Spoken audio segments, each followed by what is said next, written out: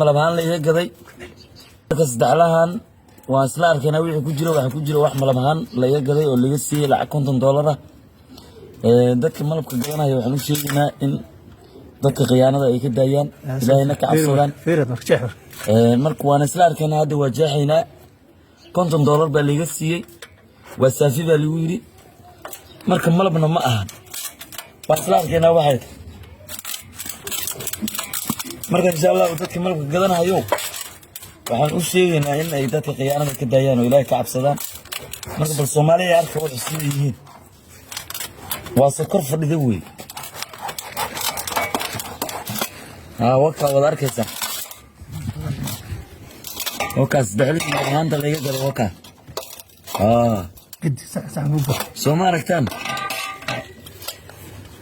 waka xas weey waxaas aan fuuqin weey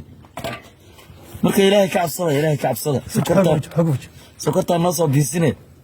malab naga gat فوق waa fuuq ilaahay ورجل soo bixilaaye waka ورجل أقول لك ورجل ilaahay baa lin ku dhaashi $50 baa lagu qaadanaya ما أفرق جل أفرق ruuxan day جح دبي سوى حاجة لما جح ولا دمه waxaan wax caadi ah maaha waa sokor kaliya malaba maahan baan u maleeyay waxaan u maleeyay in caagad magaalada laga soo gado kor looga soo daro ما هو قفك هذه كل قدر ومنه بعقد 20 qof camal waa dhamay منو بس علتك مرة wasdaala la tagay ilaa xamar xitaa waa loo dhiib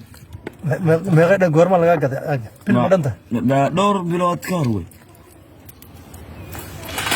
alaga gaday waa kan ilaahay lin ku dhaash waa sokor wey sokor baa la soo qooshayaa waxa la leeyahay أنا لو بلاد بهيسي سوما laba bilood baan dadka alla cabsigii baa ku yaraaday xitaa ma dhahayaan waxaan aqara lin kula xisaabtamayaa wax wanaagsan gad سكر فرست راح الوذهان بوجي waaba sokorba dhowr kiilo meesha lagu soo beegay caagad yar oo magaalada laga soo gado xilma laban kor baa laga soo daray marka waka Soomaaliya wada aragtaan marka $50 wixii lagu qaatay waka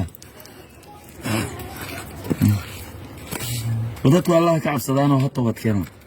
waa ka daayaan dadka sokorta loo soo qooshay marka wax fuqahay ma wax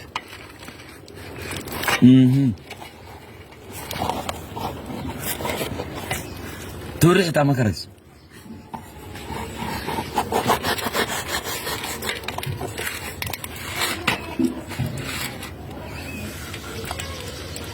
قالوا شيء ناكي هذا ما قدر يدوي وارك لعله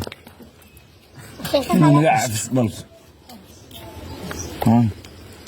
ما كان عندك